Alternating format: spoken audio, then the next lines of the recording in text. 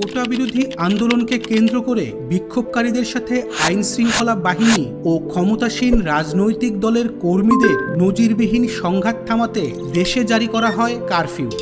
বিভিন্ন সময় রাজনৈতিক পরিস্থিতি কিংবা সহিংসতা নিয়ন্ত্রণের জন্য কারফিউ জারি করা নতুন কোনো বিষয় নয়। সহিংসতা যখন ব্যাপকভাবে ছড়িয়ে যায় তখন তা নিয়ন্ত্রণের সর্বশেষ উপায় হিসাবে ১৪৪ ধারা ও কারফিউ জারি করে সরকার। ডাকঘর করার এই পর্বে আমরা জানব ১৪৪ ধারা ও কারফিউ কি, এদের পার্থক্য, কোন ক্ষমতা বলে জারি করা হয়, সীমাবদ্ধতা ইত্যাদি সম্পর্কে। তাই ভিডিওটির শেষ পর্যন্ত আমাদের সাথেই থাকুন।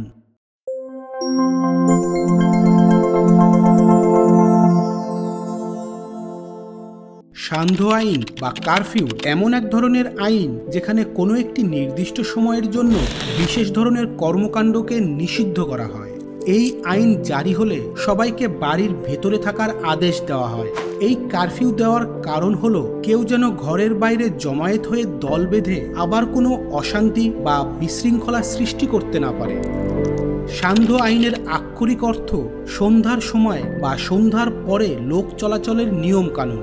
এটির ইংরেজি শব্দ কারফিউ।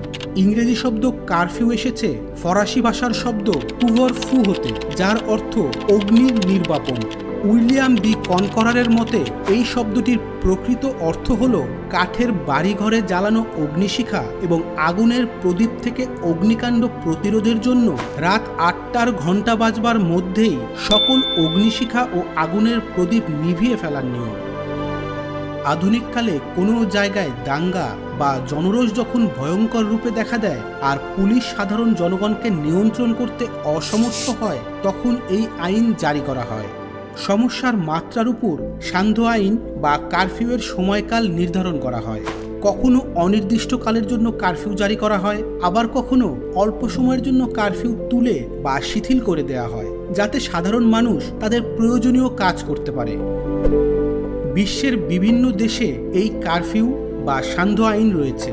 বাংলাদেশে বিশেষ ক্ষমতা আইন ১৯৭৪-এর ২৪ ধারা অনুযায়ী জেলা প্রশাসনের ক্ষেত্রে জেলা ম্যাজিস্ট্রেট এবং মেট্রোপলিটন এলাকার ক্ষেত্রে পুলিশ কমিশনার সরকারের সম্মতি সাপেক্ষে এই আদেশ জারি করতে পারেন এবং এই আইন লঙ্ঘন করলে ১ বছরের কারাদণ্ড বা জরিমানার বিধান রয়েছে। এবার আসি ১৪৪ ধারায়। ১৪৪ ধারা হলো বাংলাদেশের ফৌজদারি কার্যবিধি ১৮৯৮-এর একটি ধারা, যা ভারতীয় ফৌজদারি কার্যবিধির ১৪৪ ধারার সাথে এক ও অভিন্ন। বলা হয় বিরোধী মত দমন করার উদ্দেশ্যেই ১৮৯৮ সালে তৎকালীন ব্রিটিশ সরকার এই ১৪৪ ধারা প্রণয়ন করেন। ব্রিটিশদের বিরুদ্ধে কেউ কোনো সভা সমাবেশ বা মিছিল করতে চাইলেই ১৪৪ ধারা জারি করে সেটি দমন করা হতো।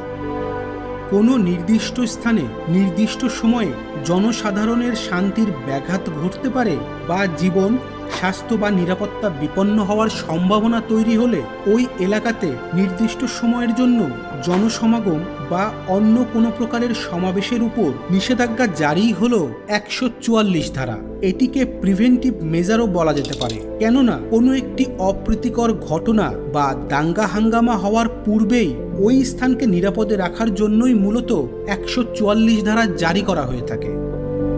ফৌজদারি কার্যবিধির ১৪৪ ধারা জারি করার এখতিয়ার সাধারণত শুধুমাত্র নির্বাহী ম্যাজিস্ট্রেটের রয়েছে। এটি ম্যাজিস্ট্রেটের নির্বাহী বা ডিসক্রিশনারি ক্ষমতা, অর্থাৎ তিনি ইচ্ছা করলে ১৪৪ ধারা জারি করতে পারেন, আবার নাও পারেন, আবার কারো আবেদনের প্রেক্ষিতেও ১৪৪ ধারা জারি করতে পারেন।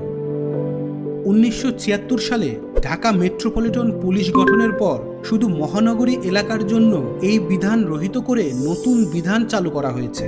মহানগর এলাকায় ১৪৪ ধারা প্রয়োগের ক্ষমতা ম্যাজিস্ট্রেটের বদলে পুলিশ কমিশনারের কাছে দেওয়া হয়।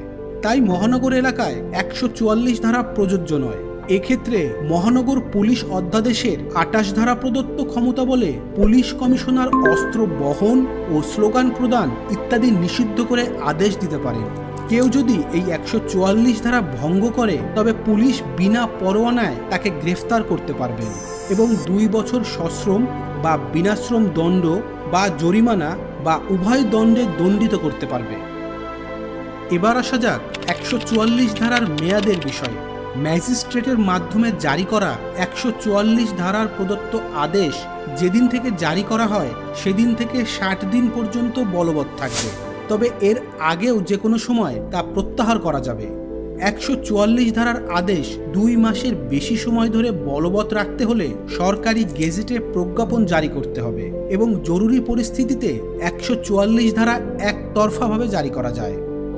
1898 সালে ব্রিটিশ শাসকদের দ্বারা চালুকৃত 144 ধারার বিধান বিভিন্ন সময়ে বিরোধী মত দমনে ব্যবহৃত হয়ে আসছে।